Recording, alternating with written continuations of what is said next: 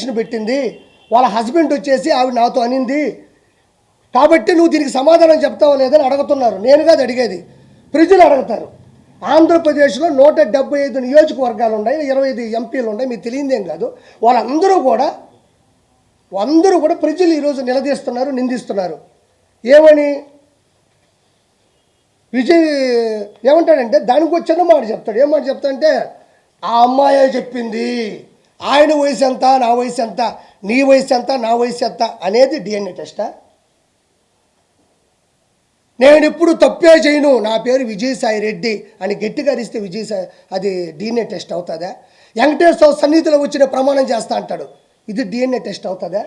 మరి అలా అనుకుంటే ఈరోజు సివిల్ కేసులు ఉన్నాయి, క్రైమ్ కేసులు ఉన్నాయి, రకరకాల హత్యాకాండ కేసులు ఉన్నాయి, 302 సెక్షన్ ప్రకారం ఉన్నారు, జీవిత ఖైదు అనిపించే వాళ్ళు ఉన్నారు.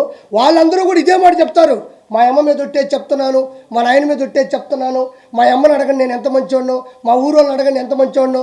ఈ మాటలు అనేటివి ప్రజా పరిపాలనలో సరిపోతాయా? ఈ మాటలు గట్టిగా అరిచినంత మాత్రానో నేను ఎలాంటి వాడినో మీకు తెలియదు అనే మాటలు తాత్కాలికం, ఏదో సరదాగా విని ఊగుట్టు వదిలేసేటి తప్ప వీటికంటూ కొన్ని టెస్టులు ఉంటాయి. డిఎన్ఏ టెస్ట్ ఉంటుంది. ఆ డిఎన్ఏ టెస్ట్లో ఒక ఎంట్రీకి ఇచ్చేస్తే ఒక 10-15 నిమిషాలు ఒక రోజు చూసి ఆ జీన్స్ కరెక్ట్గా ఉందా లేదా ఏంది అనేది ఒకటి చెప్పేస్తారు.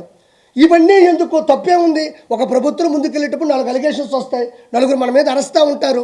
ప్రజాస్వామ్యంలో ప్రజల చేత ఎన్నుకోబడ్డ వాళ్ళం కాబట్టి, మనం ఢిల్లీ వరకు వెళ్ళినటువంటి రాజ్యసభ సభ్యుడు కాబట్టి, ప్రజలకి నమ్మించాల్సిన అవసరం మనకు ఉంది కాబట్టి నోరు మూసుకొని మనం ఏం చేయాలంటే డిఎన్ఏ టెస్ట్కి అధికారికంగా ఏదో ప్రైవేటు బద్దీకరణ అవసరం లేదు, కోర్టు ద్వారానో లేకపోతే ఒక గవర్నమెంట్ అధికారంగా ఇచ్చే డిఎన్ఏ టెస్ట్గా ప్రజల సమక్షంలో లోపలికి వెళ్తావు వస్తావు, వాళ్ళు చెప్తారు.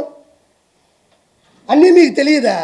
ఈరోజు అసెంబ్లీలోకి వెళ్తే గెలిచిన ప్రతి శాసనసభ్యుడు ప్రమాణ స్వీకారం చేస్తాడు, ఇది చట్టబద్ధం. క్యాబినెట్ మినిస్టర్లు చేస్తారు చట్టబద్ధం, సీఎం చేస్తాడు చట్టబద్ధం, డిప్యూటీ సీఎం, అలానే ప్రతిదానికి ఒక చట్టం ఉంటుంది. కాబట్టి ఇవన్నీ వేస్ట్ మాటలు. అతను ఒకటే అంటున్నాడు, ఏమంటున్నాడంటే సార్ నాకు డైవర్స్ ఇవ్వలేదు, నాకు ఇచ్చిన డైవర్స్ కరెక్ట్ కాదు, నాకు డైవర్స్ ఇవ్వలేదు, నాకు డైవర్స్ ఇచ్చేసని చెప్పి పేపర్లో నకిలీ చూపిస్తుంది. 2021-22లో పుట్టినరోజు జరిగినప్పుడు కూడా కేకు మీద మా ఇద్దరు పేర్లు రాసున్నారు. అంటే నేను విడిపోయినప్పుడు, నేను బయటకు వచ్చేసినప్పుడు నా మీద ప్రేమ ఎక్కడి నుంచి వస్తుంది అని మాస్కులు వేసుకోకుండా కేక్ కట్ చేసేటప్పుడు కూడా ఒక వీడియో వచ్చింది. అంటే ఇవన్నీ కూడా ఎవరికైనా అర్థమైపోతుంది ఇది కరెక్ట్ అని. ఎందుకంటే ఒక భర్త వచ్చేసి 2 ఆడపిల్లకాయలను పెట్టుకొని భార్యని నిలదీసి బయట పెడితే పరువు పోదా? ఇప్పుడు 2 పిల్లకాయలు ఆడపిల్లలే కదా వయసుకు వస్తున్నారు.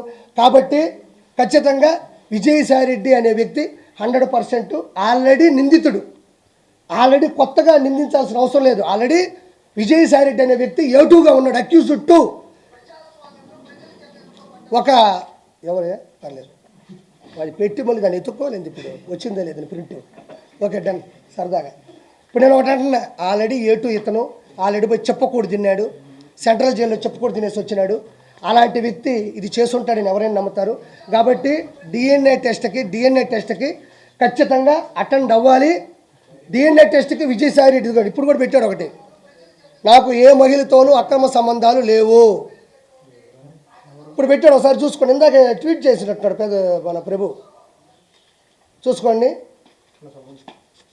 తనకు ఏ పరాయి మహిళతోనూ అక్రమ సంబంధాలు లేవని విజయసాయి రెడ్డి తెలిపారు. వెంకటేశ్వర సన్నిధిలో వెంకటేశ్వర నాశనం చేసిందే వీళ్ళు, వెంకటేశ్వర కొండని నాశనం చేసిందే ఈ వైఎస్ఆర్సీపీ ప్రభుత్వం. మళ్ళీ వెంకటేశ్వర సన్నిధికి వెళ్తాడంట. వెంకటేశ్వరని భయపెట్టిందే వీళ్ళు, వెంకటేశ్వర కొండని కూల్చిందే వీళ్ళు మళ్ళీ వెంకటేశ్వర సన్నిధికి వెళ్తారంట. ఎందుకంటే ఎగిస్తంటే 11 వచ్చినాయి, ఈసారి కానీ పోయినాడంటే మళ్ళీ ఎగిస్తాడు. తర్వాత వచ్చి అమ్మాయి నాకు కూతురుతో సమానం అన్నాడు. ఇవన్నీ వేస్ట్ మాటలు. నేను కూడా మాటలు చెప్తే అవో పళ్ళు కావాలా? ఎవరో ఒక ఇంట్లో జరుగుంటే వాళ్ళు పడతారు, కోర్టుకు వెళ్తారు, ప్రపంచం తెలిసేది కాదు. ఈయన రాజ్యాంగబద్ధంగా ఇప్పుడు చేయాలా? ఇంకోటి, విజయసాయి రెడ్డి ఇంత పెద్ద పొరపాటు చేసి ఇంత పెద్ద అలిగేషన్ జరుగుతుంటే, వైఎస్ఆర్సీపీకి ఇంత పెద్ద డ్యామేజ్ జరుగుతుంటే జగన్మోహన్ రెడ్డి ఆడున్నాడు. జగన్మోహన్ రెడ్డి దీని గురించి ఎందుకు మాట్లాడడం లేదు? ప్రెస్ గురించి అంత రేపో గీయని మాట్లాడుతూ ఉంటే, ఏమండి అది పెద్ద తప్పు అండి, మీరు తప్పు చేశారు, ప్రెస్ వాళ్ళకి క్షమాపణ చెప్పాలని కూడా ఏ మాట అతను అనలేదు. అంటే ఆ ఉన్మాది ఇంకా మారలేదు. ఇంకోటి కూడా నేను చాలా గట్టిగా చెప్తున్నా, విజయసాయి రెడ్డి ఖచ్చితంగా ప్రెస్కి కంపల్సరీ క్షమాపణ చెప్పి తీరాలా. దీని మీద ప్రెస్ వాళ్ళు కానీ మీరు మీ యూనిటీ కూడా చాలా గట్టిగా ఉంటుంది. పిఆర్ వాళ్ళ సమక్షంలో కానీ మీరు చేసే పద్ధతి కానీ మీరు నిలదీస్తారు. అదే మీకే సమస్య వచ్చినప్పుడు మీరు చెబుతూ కొట్టినంత సమాధానం ఇవ్వకపోతే ఇది ప్రతి ఒక్కరికి ప్రెస్ అనేది చులకనయ్యే అవకాశం 100% ఉంది. నేను దయచేసి ప్రెస్ సమక్షంలో ప్రెస్ ముందు మాట్లాడుతున్నా. దయచేసి విజయసాయిరెడ్డి అనే ఒక ఏటు, ఒక దొంగ, ఒక అవినీతిపరుడు, ఒక అక్రమార్కుడు ఆంధ్ర రాష్ట్రాన్ని సమూలంగా నాశనం చేయడంలో కంకణం కట్టుకున్న విజయసాయిరెడ్డి, లక్షల కోట్లు అడ్డగోలుగా సంపాదించిన విజయసాయిరెడ్డి ప్రెస్కి 100% ఇక్కడ ఒక పార్టీ ప్రెస్ కాదు, ఓవరాల్గా